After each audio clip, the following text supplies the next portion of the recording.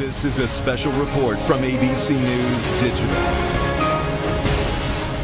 I'm Dan Kleffler in New York with this ABC News Digital special report.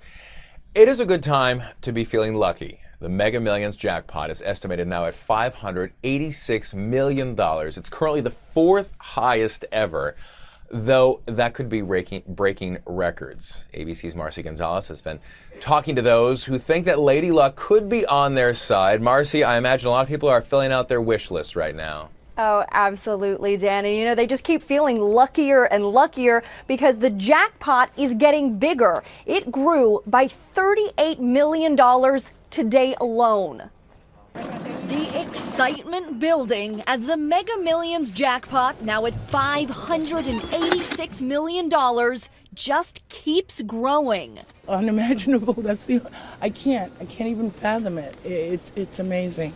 And lottery officials say if the sales keep up like this, the prize could be even bigger by tomorrow night's drawing. Right now, the jackpot is the fourth largest in history, and there is a chance this game could eventually break records. If we don't have a winner this Tuesday, if we don't have a winner this Friday, we're going to have to buy some new billboards because our billboards don't go past $1 billion. The potential for $1 billion jackpot building after 21 consecutive drawings with no winner, attributed to a big change in the game. 5 of the 6 balls used to range from 1 to 56. They now go from 1 to 75, making your odds of winning just 1 in 259 million. I know that's the winner.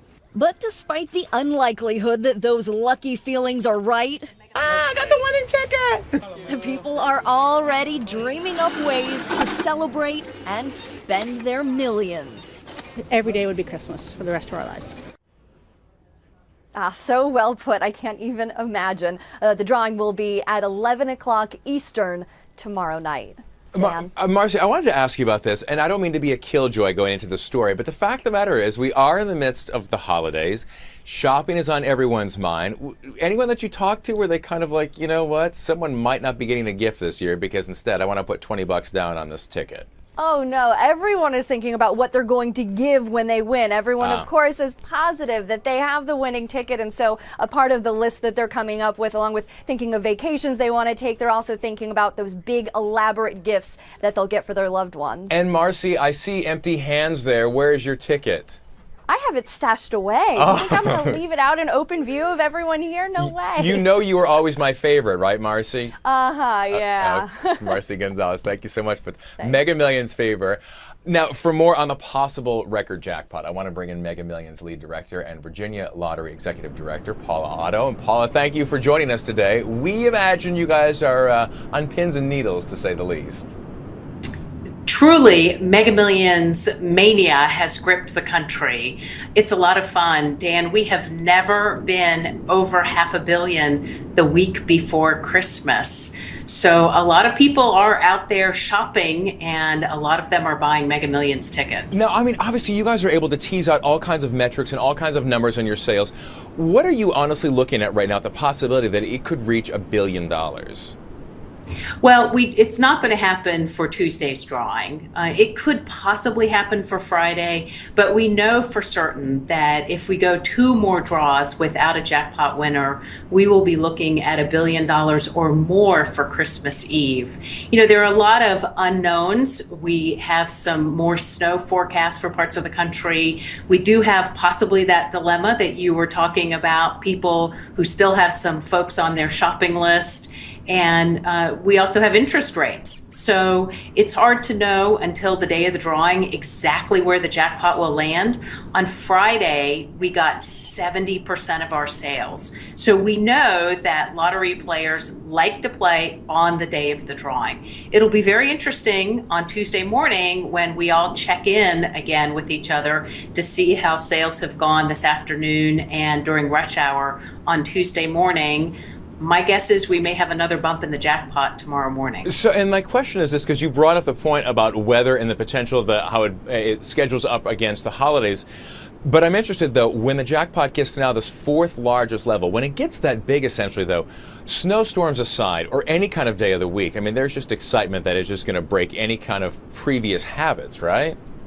Well, you're absolutely right. And in looking at the sales as this jackpot has grown, clearly $400 million was the tipping point. That is when sales just got off the charts. So now we're over 500 million, and sales have been better than we had anticipated. If they continue at that pace, who knows where it will go. Now, in Marcy's report, we discussed the fact that these jackpots have gotten exponentially larger, all because the game itself has changed by adding additional numbers.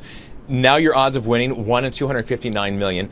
When you start to see the kind of response that you're getting by being able to generate that kind of jackpot, is there discussion then among the lottery officials about, hey, maybe we add a few more numbers and see if we can really make sure we get a guaranteed $1 billion payout? Well, not yet. When we start to think that it's time to make changes, the first thing we do is we go to the players. And we did extensive research across the country, talking to thousands of lottery players about what they like about the game, about what they would like to see changed. So we don't make those changes lightly. And this is the very first roll under the new Mega Millions game. It's certainly wonderful to see that it has generated a tremendous jackpot. But we don't anticipate any new changes, any more changes for at least a couple more years. And obviously a lot of excitement certainly being drawn into it as well along the way. I know this seems like a bit of an odd question, but statistically speaking, though, if the odds are 1 in 259 million possible combinations, what are you able to glean out based on the response of the number of tickets that were purchased and the spread across the entire country? What is the likelihood that every combination at some point has been reached? Well, Dan, that has never happened. We know that for Friday's drawing, just under 50% of the 259 million combinations were covered. We think for the drawing on Tuesday, that might be in the 65 or 70% range. So we've had winners when only 10% of the combinations have been covered, and we've rolled when we've had 70%. So it really comes down to the way the balls bounce on Tuesday night. Now, we've had record lotteries 2 years in a row. What's the reason behind that? The extended game system. Well, but Powerball changed its game and moved to a $2 price point, so it had more money going into the jackpots, and that has worked very well for the Powerball game.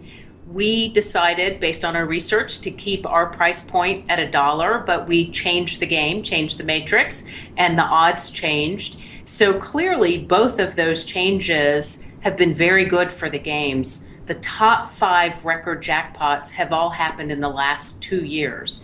So we know that lottery players' tipping point and when they jump in the game has changed. And at this point, I think it's probably at about $400 million.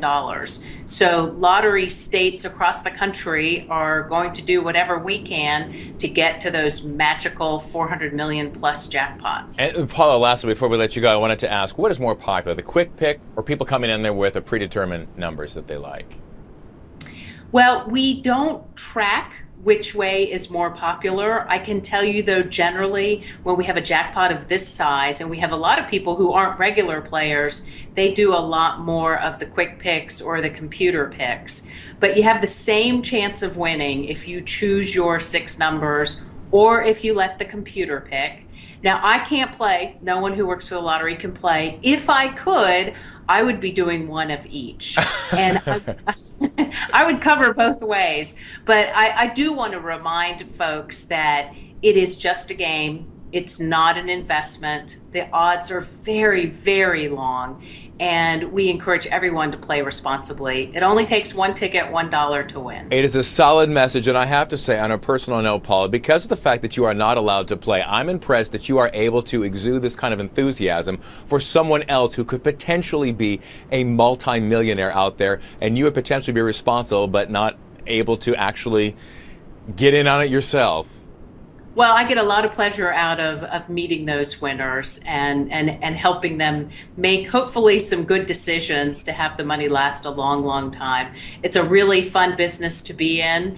And at the end of the day, we are raising billions of dollars for important causes across the country in the country's 44 lotteries. 586 million and counting can certainly do a lot of good for a lot of people. Mega Millions right. lead director, Virginia Lottery Executive Director Paula Otto. Paula, thank you so much. We appreciate that. Thanks for having me. And of course, if you think that you could be the lucky winner, tune in tomorrow for the record drawing. For now, I'm Dan Kleffler in New York with this ABC News Digital Special Report.